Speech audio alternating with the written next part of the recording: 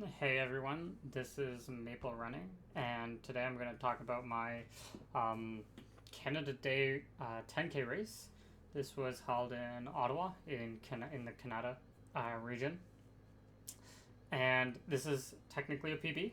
Not technically, it truly is a PB. The official time is 32:53 point zero, and I came second place. So just for some one thing before I start this video, I guess, is that I'm considering switching the name from Maple Running to Sub Elite, because kind of like Sweat Elite but like Sub Elite, because I like the idea of this channel being like talking about how to bring sub elite athletes up a level in their training, and I'm using myself as the guiding point and showing my training and how you can become sub elite. um and this is truly, I mean, this race truly shows like kind of what sub elite is. It's like the non 30 minute non sub 30 minute 10Ks, where I'm racing against Blair Morgan, who is he has the Canadian record for the 30K, which is an odd record, but he has it. I don't have a record. And he also runs like a 2:10 marathon or something. He's a pretty fast guy. Third place was Andrew Deek, and he is the one who won the Ottawa half marathon on Ottawa race weekend, which is the race I came fourth in. I have I have another video of that on this channel. Essentially, long story short, I raced that. I was in first for the majority of the race, and then towards the end, I kind of was like collapsing. And he once he took the lead from me, he ended up winning, and I ended up coming fourth. But congrats for him. I would rather win that race than beat him in this race, but I ended up beating him. But yeah, that's what this channel's all about. It's like these, fairly competitive times.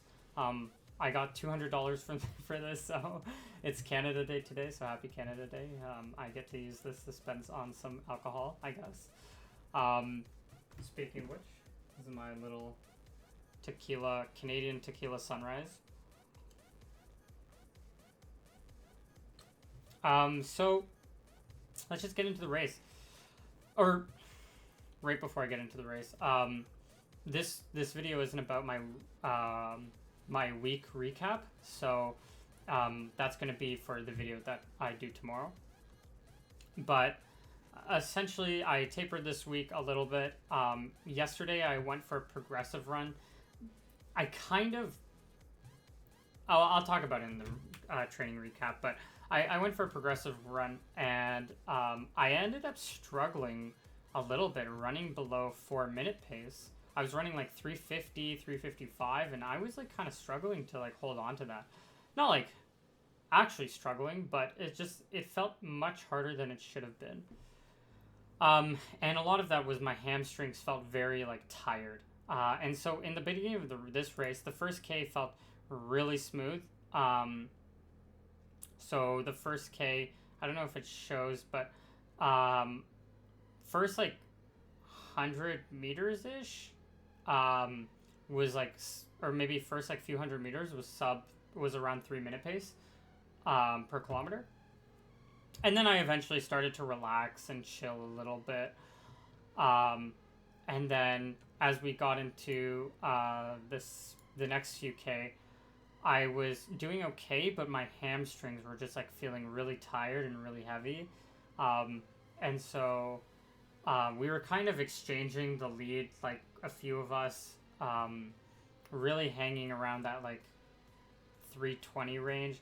And then after, essentially at 4K, this is when I sort of started to get dropped by the three guys in front of me, one of them being Blair, who really took the lead. And this race was pretty good.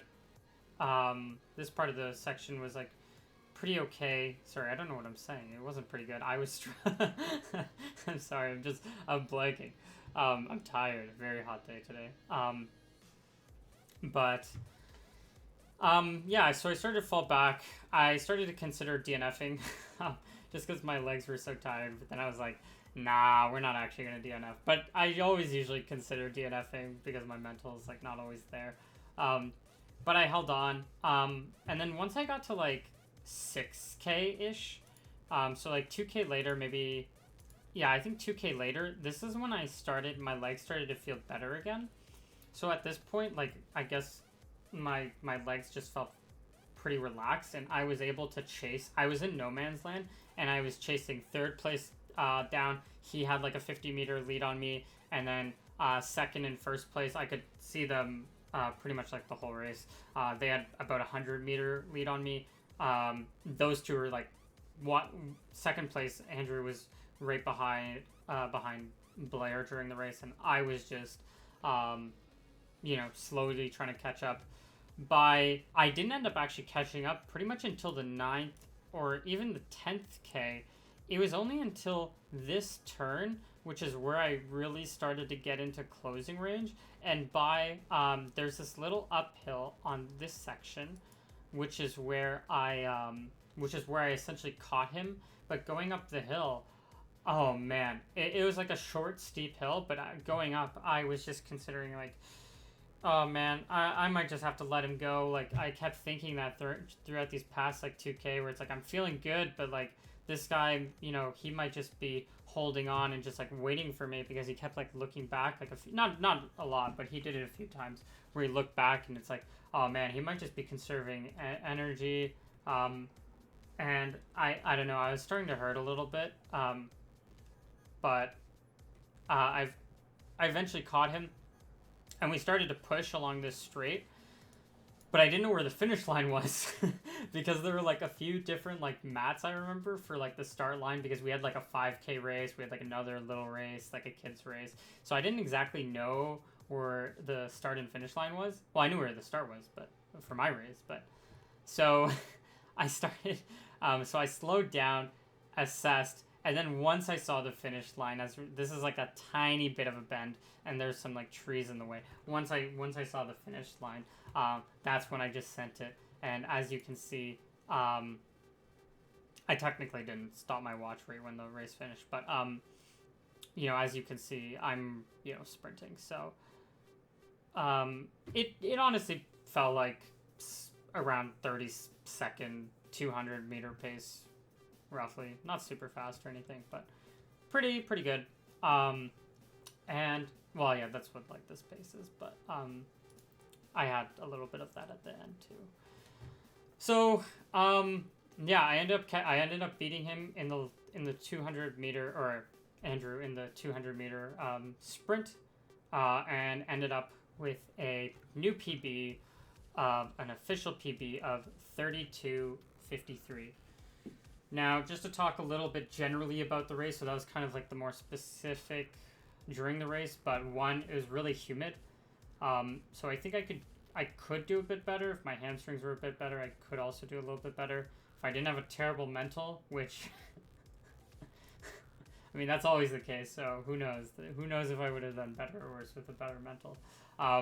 No, my mental was like fine once I got to like 6K. But what's the other one? Oh yeah, if I like was racing more, like I kind of just like did this race for fun, plus like it's a little bit of money.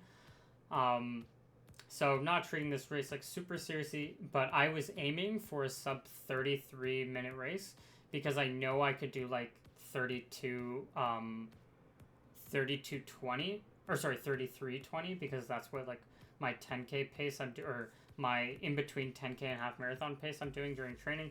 So I'm satisfied with a sub 33-minute. I would have been like a lot happier if I could do like a high 31-minute, but obviously that's not happening. But I think this is just honestly a really good sign for my training. If I could just like randomly do a race with like only 2 days of tapering, really, well, maybe 3 days of tapering technically. If I can do 3 days of tapering, then and then pull this off, then honestly I'm pretty happy great race. Felt pretty good, felt pretty smooth. And I just feel more confident about this training.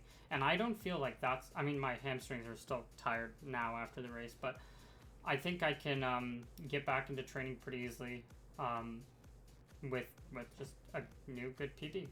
So that's pretty much, actually I'll do this in the race recap. Thanks for watching. If you want to know more about this training week, please watch the week 4, I believe. Week 4 race recap, or training week recap. Sorry, I'm not the best at this yet. But thank you. All right, well, take care. Thank you for watching, and I'll see you guys tomorrow, I guess. Bye.